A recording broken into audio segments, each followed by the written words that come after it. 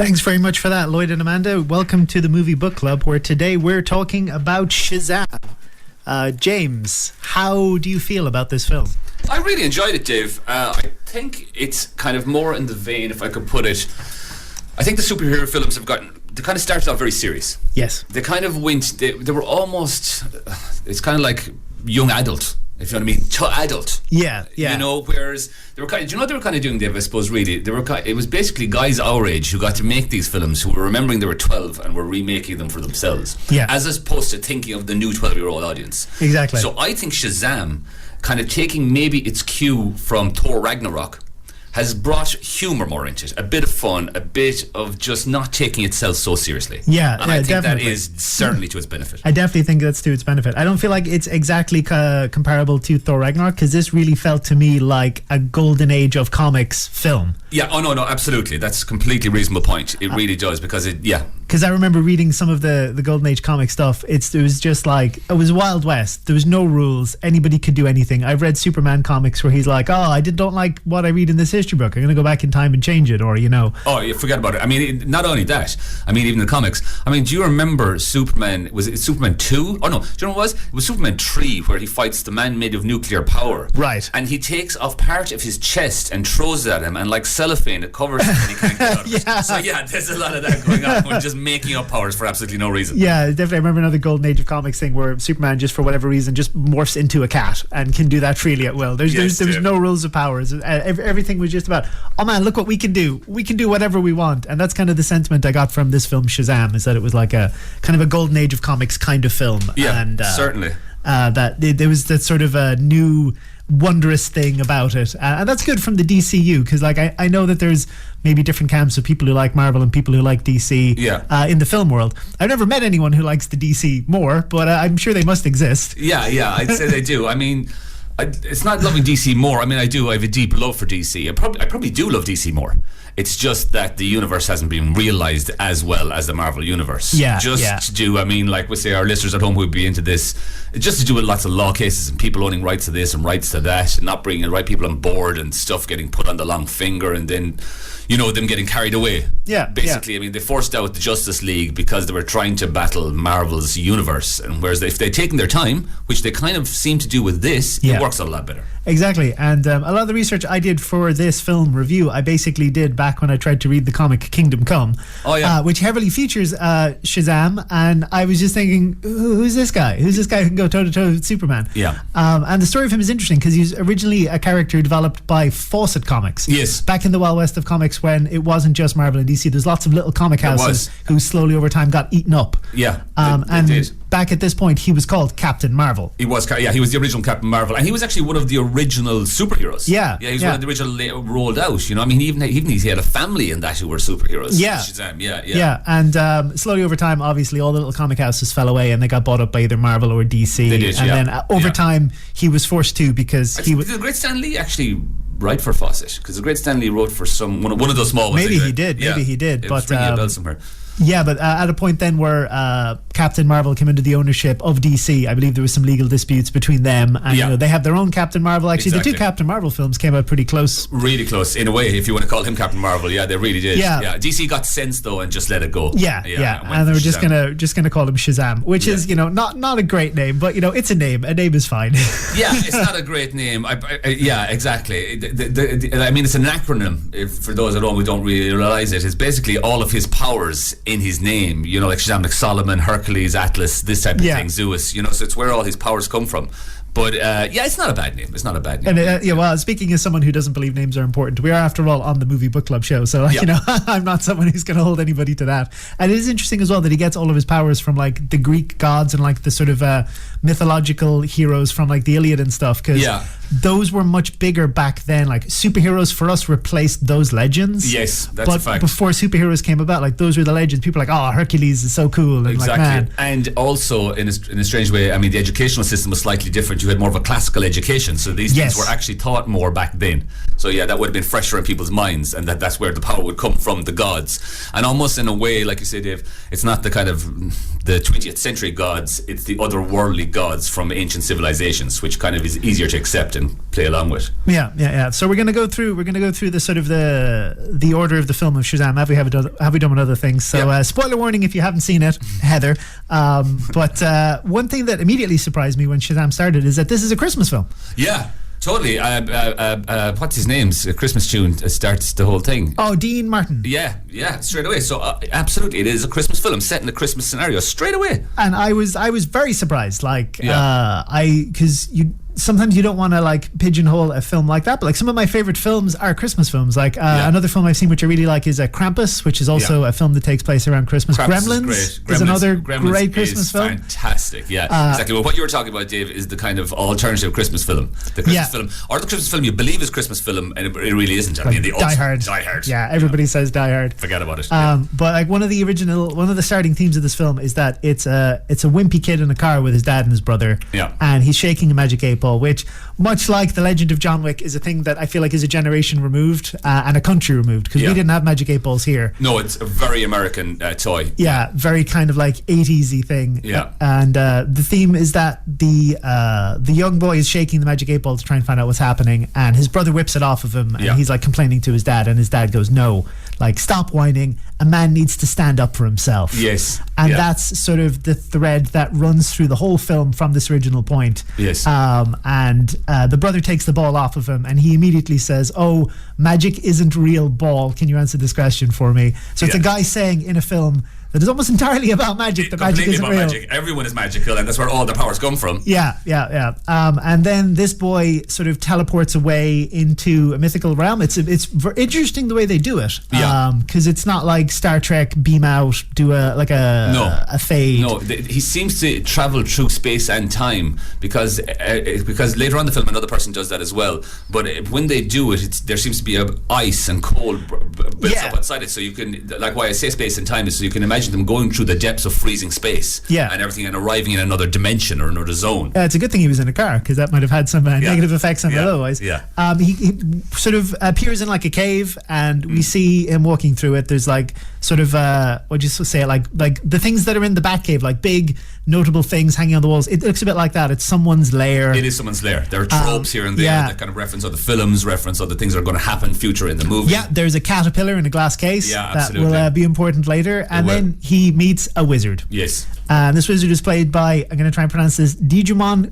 Hunsao. Exactly. I think he was the head of the Fishmen in Aquaman. He is the guy in Guardians of the Galaxy who goes, of course, Star-Lord. Yes. Who was also in the other Captain Marvel, so he's been in both Captain Marvel films. He was the voice of the bad guy in How to Train Your Dragon 2, and he was also in Amistad and Gladiator. He's had a long career. Amistad is where he started. Yeah, exactly. That's actually his first movie. That's his debut. He was actually he was a fashion model. Yes.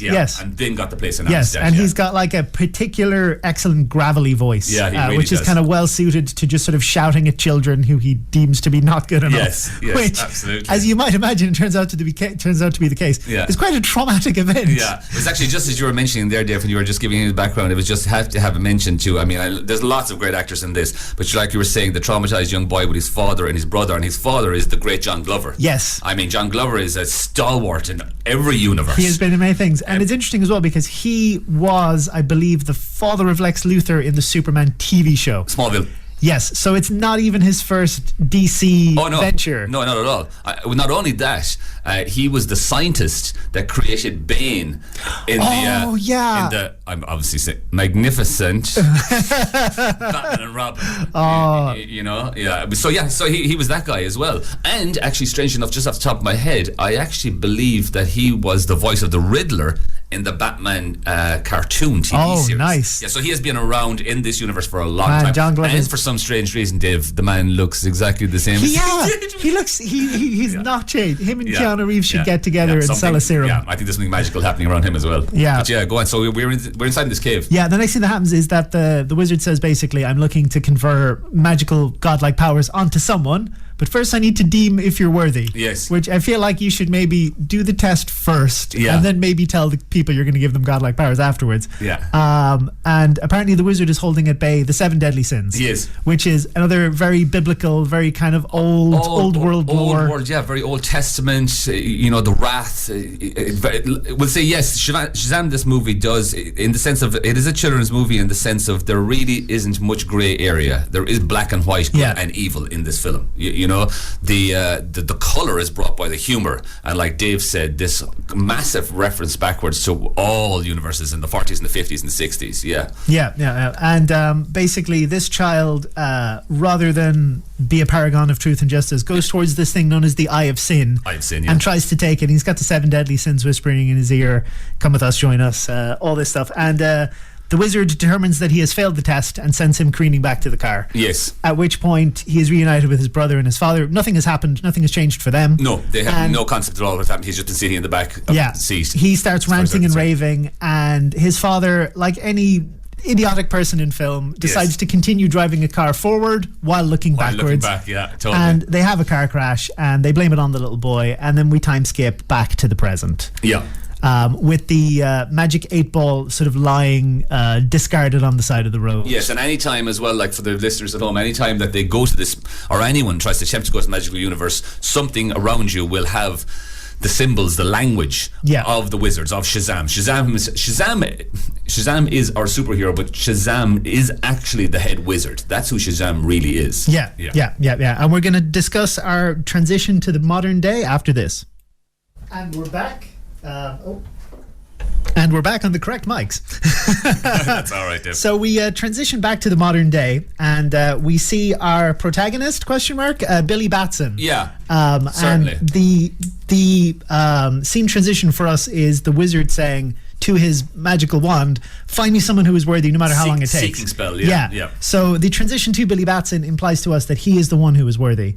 And we see him, he's called the police to a pawn shop because he says that there's something nefarious going on and you have to go to the back room and check this out. Which is brilliant, because we get that, fooling things in the sense that, what a really good kid. Yeah, and I think he even says something like, golly gosh, it's the boys in blue. Yes, again, getting back to what you said, Dave, the old school nature of it. They even bring in old colloquial and slang of American from 30s, 40s. Gee Willikers, James, I love it.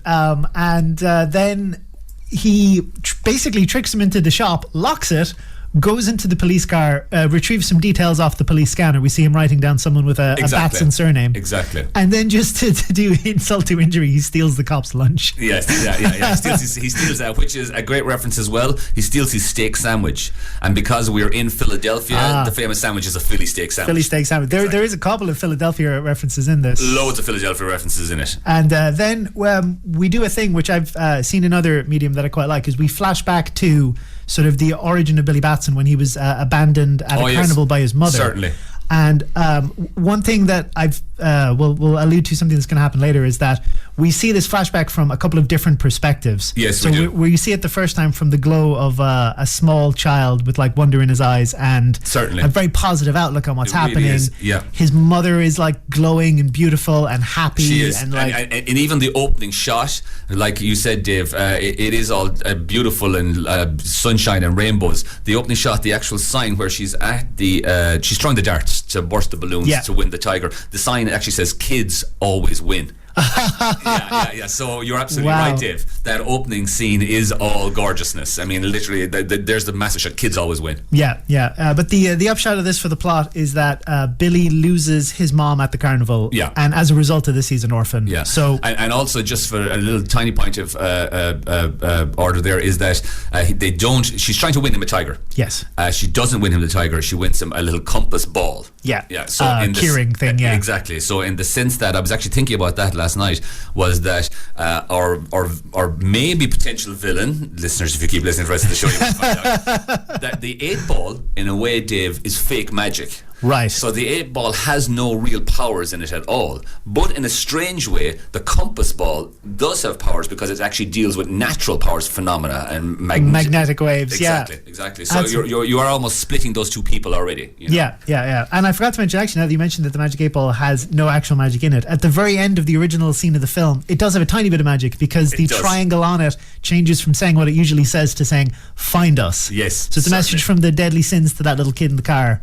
Brilliant. So we have sort of two kids in motion, and then we see Billy goes to someone's house and says to her, are you such and such Batson? I believe you're my mother. Exactly. And then that's at the point we realise that Billy, in a way, yes, he was doing something bad with the cops, but it was a means to an end. Again, it was kind of Machiavellian. Yeah. But not Machiavellian in a destructive way to other people. It was Machiavellian in a way that he needs to find out who he is. Yeah, like all superheroes do. Yeah, and he's trying to find his mother. And then a woman opens the door and she's black, and she goes, I don't think I'm your mother. It's not going to happen. Yeah. And then just to add extra insult to injury, the police pull up and he goes, you have to take my lunch. Yeah. Did you at least leave me some fries? Yeah. And then we transition to Billy with a social worker basically explaining his backstory to us. Absolutely. And then like we were talking about this earlier this morning, Dave, and then in the social worker's office, I mean, she has got so many smiley faces and things all over the place. It's just a total Watchmen reference. I was waiting for her to knock over one and there'd be one behind it with a little blood splatter. Little drip on it. Yeah, that would be very good. A little bit of behind the scenes trivia for this one. Apparently this social worker is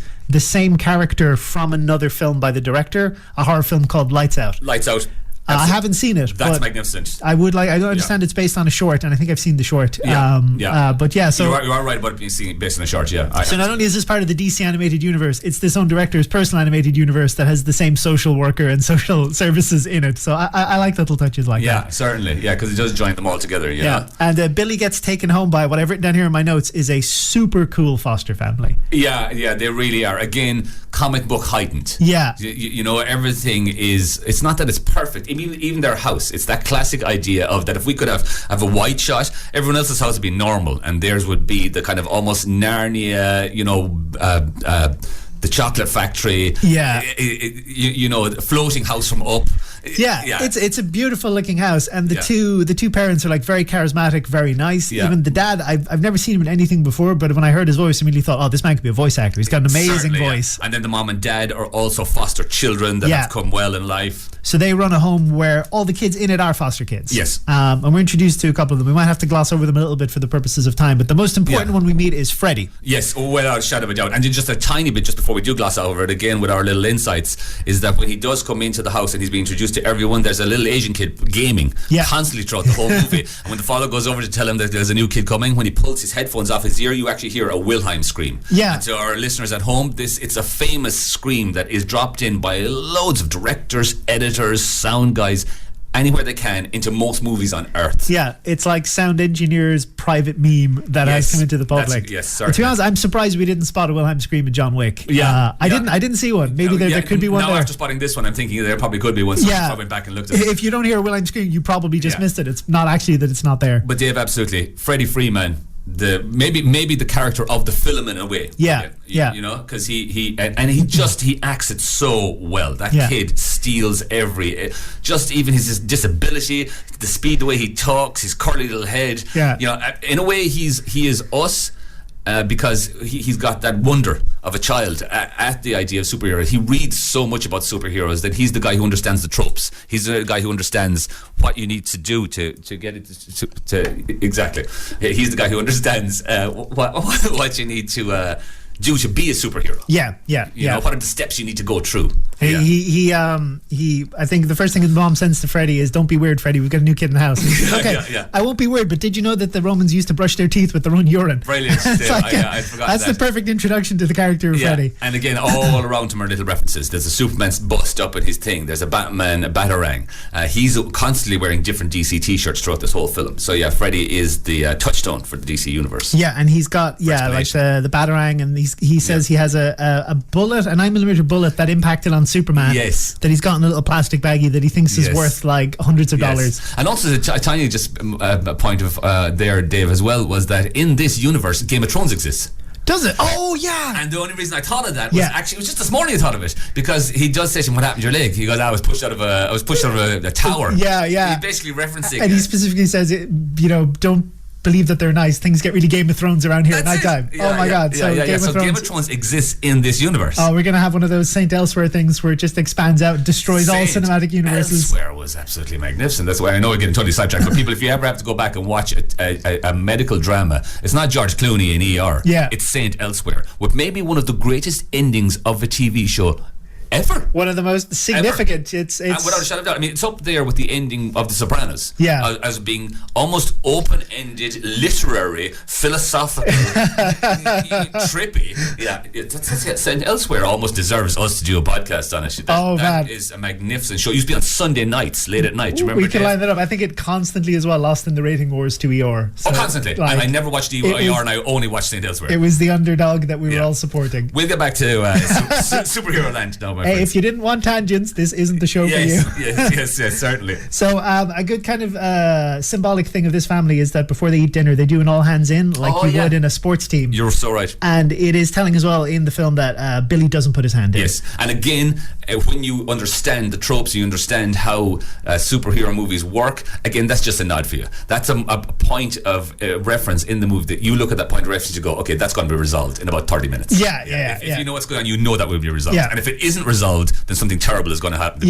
You shouldn't be dropping hints like this unless you're going to pay. Well, don't set things up if you're not going to pay them off. Exactly. I guess is the better way to put it. And then we transition to Billy's first day at school. Oh yeah. Where his little new sister Darla is very, very chatty. She is very huggy. Yeah, and he wants to be a good sister. He doesn't like that so much, and he says to her, "Oh, well, but we're not really brother and sister." And she goes away super dejected, and that's maybe the first time you see Billy thinking, "Oh, maybe I'm hurting other people." Exactly. Yeah. And again, it's really setting us up as the viewer in the sense of like, this guy is not the superhero. He can't be pure of heart. Yeah. Nothing right. He's doing nothing right so far. You know. And then we transition away from the school, and we're seeing somebody talk to an Asian lady on Skype, describing her experiences, maybe coming in contact with a wizard, but being told that it's a case of mass hysteria. Yeah. And in the foreground, cloaked in shadow, we see someone throwing up and down a magic 8-ball. We're like, oh, it's the kid from earlier and he's all grown up. Exactly. I wonder who he's going to be played by if he's the villain, cloaked in shadow. It's probably Willem Dafoe. And then we see him, and it's Mark Strong. Yeah, Mark Strong. And an actor I love, and another actor who is almost exclusively cast as a villain. Yeah, always.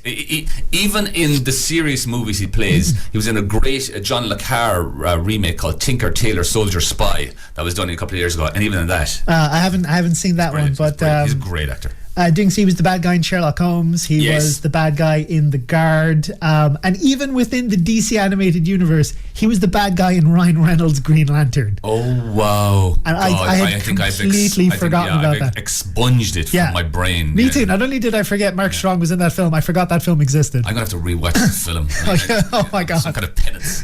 Please don't make us do a show on it. No way. Yeah. And then the Asian lady has, video footage of her encounter with the wizard, where her clock shows all these like ancient symbols. Because she thinks nothing happens, but then like Mark Strong himself points out, no, there it is. And they're telling her it's mass hysteria while she's video evidence that it's not, which is a bit funny. And then he figures out, based on the clock, how to open this magical door. He figures out the sequence that you put those symbols and how many of you put on it. Yeah, it's like 7 symbols 7 times. There's lots of 7s in this film. You're absolutely right there. And then the scientist lady who was conducting the Skype interview basically... Again, actually, the small point of information, like getting back to your original point, Dave, 7 again being the number of heaven. So again, being biblical, Old Testament type of reference. Yeah. And I think there's a line where the scientist lady like taps on the door and goes, "You can't possibly believe in wizards and magic, can you?"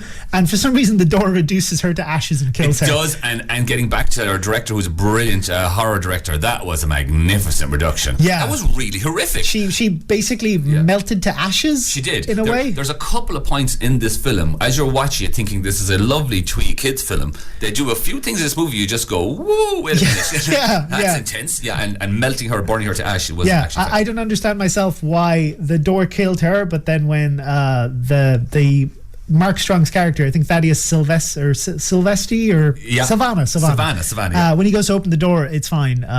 He can walk through it, and then he gets to the wizard's place that he had been to as a child. Yes. And he's been searching to get here for years, trying to get back to it. And the wizard is too old and too slow to stop him from taking the Eye of Sin this time. And he takes the Eye of Sin, pops it in his eye, and then you hear the 7 deadly sins say to the wizard Shazam, "You never found your champion, but we found ours." Yes, excellent. And Shazam tries to zap him with his wizard staff, but Mark Strong is too Mark Strong for him. He's too strong for him. It's fact. And he just zaps him back, and he just leaves him for dead. He does, and when he pops the eye into his skull, his own right eye becomes blue. Yes. He gets this scar, almost like the orb is actually entered in his head, scarred him, and his eye goes bright blue. And there's a lovely touch at the very beginning of the movie, Dave, when the child version of Mark Strong is in that room for the first time, and when he turns around, there's just a reflection of the eye of sin in his glasses, exactly on his right eye. Yeah. It's a lovely touch, foreshadowing what he's about to become. And another nice little touch is that after the I've seen enters his head, his glasses fall off, and we see there's a big crack on the right lens. Yes, you're so and right. he's not wearing glasses then for the rest of the film, because he has a number of superpowers, he does, including 20/20 vision, which I would love to have. Speaking of powers, we cut back to the school where Freddy's talking to Billy, and the question is, if you're a superhero, would you take flight or would you take invisibility? Would you take invisibility, yeah. And what Freddy says is a classic conversation. It is such a good conversation. What Billy says is that when you ask anybody, they choose to take flight. Yeah, because invisibility is for perverts. Yeah, invisibility is for perverts. But if you ask people on an anonymous survey what they take, everybody would choose invisibility, hinting that maybe nobody is worthy. Maybe the wizard is right. Maybe everybody is a closet pervert. Exactly. And then we cut to a scene that I think is almost required in any film set in a school. Bullies bully Freddy. Yeah. And Billy goes to walk away until the bullies taunt him by saying, "You don't even have a mom." To go crying too. Absolutely. That touches Billy's own riles soul. Billy up, and Billy comes back and beats the bullies with a crutch. He does. He beats them with Freddy's own crutch. Yeah. And then a chase ensues where they chase him. We're going to get you, and he's running away. And in any kids film where you need a kid to get to a particular location, you get them to be chased by bullies. Yes. Karate always. Kid. There's so many exampels. Without a shadow of a doubt. Yeah, the bully trope is absolutely straight from the 80s. It's not even that. It's from I can't even think who Alfonso was with. The Backstreet Kids, not the Backstreet Kids. It doesn't matter. Oh yeah, I know who you're talking about. I can't remember the name of them. Yes, Alfonso and the kids, and they were all owned by the studio. And see if we can remember that before the end of this show. He ends up on a subway train, and then much like the car at the start of the film, the subway train starts to travel through space and time. Yeah. And it also ends up in the wizard's lair that we saw from the beginning of the film. Yes. As Billy's walking through the wizard's lair, we see the glass case that was containing the caterpillar is broken and empty now. It is, and we have an idea because Freddy earlier has said to us about the bullet that Billy stole. Freddy's bullet. So already us, the audience, are in that room and I'm thinking, this guy is just so not worthy. Yeah, he's so not worthy, and he's also going to run away again. He's going to leave this seemingly perfectly looking foster family. Yes, granted, it is that desire to find who you are. Yeah.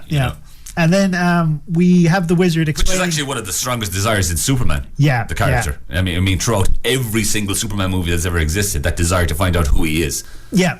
And then we go to the conversation between Billy and the wizard, and this is where we get some of our more straight up jokes, where the wizard says to Billy, "Touch my staff and feel my power flow through you." Yes. Billy's like, Billy's like a modern teenage kid. He's going, "Yeah, no, dude, you're way too old to say things like that." And the wizard's like, "Yeah, no, grab my shaft and say my name," and we're just cracking up laughing. Yeah. He eventually does. He says, "Say my name," and Billy's rightfully so says, "Dude, I don't even know your name. You didn't tell me your name." Yeah. And in a strange way, Dave, as well, at this point in the film, because the 7 deadly sins have entered Mark Strong, and because he is now really in a way the most powerful person in this universe, the wizard is desperate at this stage. If the wizard was that desperate, I know I'm going almost to the end of it, it was just like as you said, David, just hit me. If the wizard was that desperate when Mark Strong came to him as a child, would Mark Strong have been worthy enough for him? Could we have had a flip around? It could have. Yeah. Could Mark Strong have been the champion, the hero? But then would he, because what we basically kind of learn is the original champion killed the other 6 wizards. Yeah. I was just thinking that whole idea that could he have actually become the champion if the wizard had been so desperate as he was with Billy? Yeah, as with many of us, the wizard's standards over time sort of became a bit less stringent. He's getting older and weaker, and he does need to find one. Yeah, and that origin story of the original champion killing the 6 wizards is a reference to Black Adam, which we won't go into now. No. I figured it's sequel bait, but it might not be based on the ending sequence. Exactly. There's lots of behind the scenes production stuff with The Rock. Production song that could go wrong, and they're hinting anyway too as well, people at home, that it probably will be Dwayne "The Rock" Johnson, so that we finally get him into some kind of superhero universe. And then Billy says Shazam. Yes. A lightning bolt strikes him and he transforms into a new actor. Who he transforms into we'll discuss after this. Welcome back to the Movie Book Club. My name is David Sheehan and I'm here with James McAuliffe. We're discussing Shazam. Yeah. And at the last moment we left you, Billy said Shazam. He did. A lightning bolt struck him, and he morphed into the actor Zachary Levi. Yes, absolutely. Who I'm a big fan of from his previous works. So am I. He really is cool. And Zachary wasn't going to be this character. I read that, yeah. I only read that this morning. Very interesting. Yeah, it really was. I think he was playing the adult version of Freddy, I believe it was. Oh, you're right. Yeah, You're right. You're absolutely right. Which, thanks be to God, he didn't, because the adult version of Freddy is literally just looks like Freddy grown up. Yeah. Brilliant casting. Yeah. But just getting back to that. It always feels like a waste when you have Zachary Levi in essentially a cameo, because I've seen him in lots of cameos. He was one of the Warriors 3 in the Thor films. He was in Alias Grace. He was, yeah. I liked him much better sort of carrying a show in Chuck. Chuck is right, that's it. I was just trying to remember Dave. He's brilliant in it. Yeah, you know? He's got a lovely sense of humour. He's got that cheeky chappy kind of face about him. And he just has a lovely, easy way. He makes you feel very comfortable about what's happening on screen. Yeah, and he's got that kind of like nerd appeal. And he does a really good job, in fairness to that actor, of being a 14-year-old boy in a grown-up body. Yeah. Which now is starting our big references throughout the whole movie. And it's like Tom Hanks just arrived in the film. And man, he got buff for this film. Oh my Lord. He's looking good. Yeah, he was a huge. Scrawny rake of a man in Chuck. It's frightening actually the way that some of those guys can actually beef up and the way they go through that transformation. It is crazy. I mean, Christian Bale from The Mechanic, who is literally anorexic to Batman, is insane. That is Christian Bale is definitely a very particular man. The wizard turns to dust. Yeah. Similar enough to how the scientist kind of turns to dust. He does, less burning and less screaming, but he fades away, and he gives Billy his staff. Yeah. And he sort of says some cryptic things to him about like how the thrones of his brothers and sisters are empty. Yeah. And then Billy freaks out, drops the staff, grabs his little backpack, which is tiny in his hands now, and he just sort of screams like, "Let me out of here!" And then he finds himself back on the train. Yes. Where the passengers are saying, "Oh, dude, gold boots, gold thing, white cape." The cape is so dodgy. It ties it all together. Yeah. One of my favorite little touches in this film is that he freaks out and goes to leave the train, but he bangs his head on the door, because he doesn't realize how tall he is. Yeah, it's excellent. Which makes 100% sense, because if I morphed into a different body and I went to walk, I'd probably fall down, because my legs would be different lengths. Yeah, you're so right, Dave. And it was actually just as you said that too, Dave. You mentioned that just a tiny little point that his backpack has a tiger on it, and earlier in the movie you also mentioned that when he was with his mother in Billy's kind of origin sequence, she was trying to win him a tiger as opposed to winning him the compass. And I think basically, Dave, that's a reference to a guy called Mr. Talking Tawny. Everybody's called Mr. Yeah, Mr. Talking Tawny is an anthropomorphic tiger that's a friend of Shazam's in comics, I think, or maybe the cartoon were you saying, Dave? I'm not actually. I think it might be the comics as well. Yeah, early comics. Yeah, no, you got to have a talking tiger in your comics. So you get all these references. So his backpack got a tiger in it. They go winning the tiger, and then actually, if you can notice his suit when he turns into Shazam, he's got two little tigers on his cufflinks. I didn't notice that. That's an amazing. Good eyes on you. Good eyes on you. We cut then to nighttime. We're back at the foster home, and Freddy's doing the wash up, and Shazam appears at the window, slapping a sign on that says "Don't scream." Yes, and Freddy immediately screams. Yes, he immediately screams, and that really is a massive big reference. Yeah, because I mean, when Tom Hanks comes back for the first time and meets his little friend, he has to do. I think it's is it a song? Iggy Dave? Biggy Cocoa Pop, Iggy Biggy Rock, Iggy Biggy Cocoa Pop. I've got a biscuit. She's got a I may have watched really Big. I may have watched Big 100 times. Okay, as a you kid. really like Big. Okay. I had 2 VHS tapes I wore into the ground, and that was Big and The Princess Bride. Princess Bride, one of the greatest films ever made. I would love to talk to you about Princess Bride. We will do that at length. One of the greatest films ever made by one of the greatest scriptwriters ever. Everything about that is magnificent. It's such a good film. It really is. A weird piece of trivia. I mean, it's not just only one of the greatest children. It might be the greatest children's film ever made, but that is one of the greatest. That's just one of the finest films. It's so good. It's so good, and like kind of a. Everyone is in it. Yeah. Mandy Patinkin. Actually, all right, we won't do this ourselves. Honest to God, tangent within a tangent within a tangent. We will be back with the Princess Bride at some point. But yes, Dave, plow on. Just a tiny point of trivia about Big. I think when I was watching originally as a kid, I was younger than the kid version of the kid in Big, and then VHS tapes went away, and then I saw it recently, and now I am older than Tom Hanks was.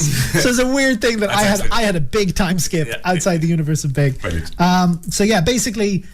Freddy goes outside to meet with Billy in his new super body, and they basically a line I wrote down that I really like is Freddy asks Billy, have you got superpowers? You look like a superhero. Yeah. And Billy says, superpowers? Dude, I don't even know how to pee in this thing. Yeah, that's excellent. That's a really good point. Because again, just a classic cultural reference of people who are into these type of worlds. We always talk about that type of thing. How do people go to the bathroom? Do they ever go to the bathroom? Yeah. You know, the basic functions. And he's trying to figure out what to do, and a woman is getting, or he points at Freddy and says, look, listen you, and a lightning bolt shoots out of his finger. Yes. Yeah. And they're looking at, he's staring us in the face the whole time. There's a huge lightning bolt on his chest. And they're not shocked, they're excited. Yeah. That's the difference. They're absolutely nearly killed him, but they're kids, so it's like, oh no, this is fine. We're going to go into this. And they foil a mugging as a standard trope. It's one of the first things you do as a level 1 superhero is you foil a mugging. And this begins the running joke of Freddy just coming up with random names for Shazam. At this point, he calls him Thundercrack. Yes. Yeah. And Billy goes, "Oh, dude, that's a butt thing." Yeah, like, How about Mr. Philadelphia? That's a cream cheese. Yes, absolutely. And I was actually thinking of you for one on my way down the list because your love for Captain America, he calls him Zaptain America. Oh, yeah. That's a good name. Yeah, it is a good and then name. they also decide to do with their powers. What did they settle on, Dave? I don't think they settled on anything. Did they call him Red something, or Red Circle, or actually, you know what? I'm thinking Red Circle from John Wick, probably. Yes. I think one of the derogatory terms that his villains refer to him as is the big red cheese. Oh yeah. Because the lightning bolt logo looks like a wedge of cheese. It does certainly, yeah. And did after this, are they trying to find out about superpowers now? Yeah. And it's a unique problem that these guys have where they can't call him Captain Marvel for legal reasons, but they can't have the character himself say his own name because that depowers him. Yes. Spoiler for a thing coming up. But what the boys decide to do with their superhero powers is to go to a shop and say to a checkout lady, "I'll have some of your finest beer, please." Yeah, absolutely. That is brilliant. The little kids, the first thing they want to do is let's do the things we're not allowed to do. Which a little kid would do, which is absolutely brilliant. And the good line is, we're going to need some kind of a fake ID. And Zach Levy goes, "Dude, I am the fake ID. Look at me." Yeah, that's brilliant. And he's and the beer they buy, strange enough, Dave, is called Bars. I saw that. You see that? Is that a reference to something? I actually looked it up because I've got problems of being an uber nerd. So Bars is a colloquial term in Sweden, and our director is Swedish. So it's kind of like saying, how do I say, Dave? It's not like saying, give me a beer. What would me and you say? Yanks. Sorry, my American friends. Americans would probably say, give me a brewski. Brewski, right. And I just can't really think of what we say in Ireland. Pint, drink. No, I'm trying to think of what our colloquial is. But anyway, the word bars. Jar? A jar, nice one, Dave. That's brilliant. Yes, we'll have a jar. Yeah, we'll have a jar, Dave. So actually, in Sweden, we'd say we'll have a bar. Oh, okay. Yeah, that makes sense. Yeah, that makes sense. So it's not that it's a fake brand made up. It's actually a colloquial term for beer in Sweden. Oh, that's great. I love those kind of. I love those kind of references that don't intrude, but if you look them up, there's a whole lore behind them. Certainly, and you expect it in films like this. If they're not doing this in films like this, then they're actually not doing it right. Yeah, you know. And another trope of these kind of films is that a robbery takes place inside this convenience store, and they have to try and foil the robbery. So a man pulls a gun on Shazam, and he immediately whips it out of his hand, and then the other robber shoots him. Yes. And they're like, "Oh no, you're bulletproof." Yes. And this starts us on this fantastic road of Freddy basically not telling his best friend that the next experiment I'm going to do, you might kill you, but it might. Yeah. Because don't they go for a bullet in the face? They do. What they do is Freddy says, "Oh my God, we don't know if you're bulletproof or the suit's bulletproof. We should test this more." And Zach Levi gives the gun back to the robber and goes, "Go on, go to town." Yeah. And they just keep shooting him. They do. And then Freddy's like, "Oh wait, you should shoot him in the face." Yeah. That is really brilliant. It's so funny. Yeah. But yeah, so they. Which then, in a strange way, references Billy's bullets. They got one from Superman. Yeah. Right now he's got like 40 of them. They do a close-up shot of the crushed 9mm landing on the ground, like in the same way of Batman versus Superman, that he shoots him in the eyeball and it crushes. Wasn't that the Batman? I think that was that was Man of Steel. Oh no, even the one before that with Brandon Routh. It was. God. Return of Superman. That's awful. We won't talk about that. Yeah, that was the one that That's actually probably the worst Superman thing that was ever made in the history of anything. I remember laughing out loud in the cinema at scenes that were meant to be sad. It was, Dave, and they didn't even know what era we're in. Yeah. In the sense of like that you don't go back and remake Christopher Reed's origin story in a modern way. It's pointless at this day. In this day and age, you know. Yeah, it's good that we're in a good superhero film and not in one of those bad ones. Certainly. So basically they decide after that robbery, do they go to try and get to the strip club? They go up some steps. Yes. which is our they sit at the top and they're looking at the view of Philadelphia. Oh, yeah. And you were saying that we are like resplendent in Philadelphia references. We are resplendent in Philadelphia references, and the top of those steps is where Rocky Balboa runs up to the sound of Eye of the Tiger. And oh no, that's not happening. I was actually going to say, when they're checking the superhero stuff, they do it to Queen's Don't Stop Me Now, don't they? Yes, they do. Yeah, they do. That's after that sequence. That does come later. But Shazam even says it's such a nice view from up here. I understand why Rocky made a big deal about it. Oh yeah, I forgot he actually said that. Yeah. And that's like nice little references. And they were complaining about the fact that they can't go home because Billy doesn't know how to turn back. Yes. And they introduced the notion that they need a lair. Yes, that's a brilliant sequence. We gotta get a lair. Like kids going through all the notions. We got the powers. Yeah, we got the name. We gotta get a lair. Freddy's doing his checklist. They sneak on home and they're a bit flustered because the parents hear them come in. The parents following them up the stairs. Yeah. They went into the room with the little girl. Yeah. They try and stop her from screaming, and Billy goes, "Look, I don't know what happened. I just met a wizard and he made me say Shazam." Yeah. And then the lightning bolt hits him and he turns back into Billy. Exactly. And playing on the... And then he basically gets her to be quiet by telling her that you're a really good sister. Yeah. Good sisters keep secrets. Yeah, positive, good sisters don't tell secrets is the line I wrote down. Excellent. And that's just pulling on her emotional heartstrings. Yeah. She looks so happy. The little girl who plays Darla is, I think she's a very good actor. She's brilliant. She does a great job. Does it well. Yeah. She embraces the role excellently. Yeah. She's really lovable. You really get you really go with her in her role. Without a shadow of a doubt. And the next scene we have is another one of emblematic of superhero stories and villain origin stories, where the villain goes back to right the people he believes has wronged them. It is Mark Strong walking into his father's boardroom. Yes. Oh my God. Yeah. Again, he hands his brother the magic 8-ball, and he says, "Shake that and to ask it how likely it's going to be that you can throw me out of this room." Yes. And then he says, "Actually, let me spoil it for you." And he throws him with one arm right through a plate glass window.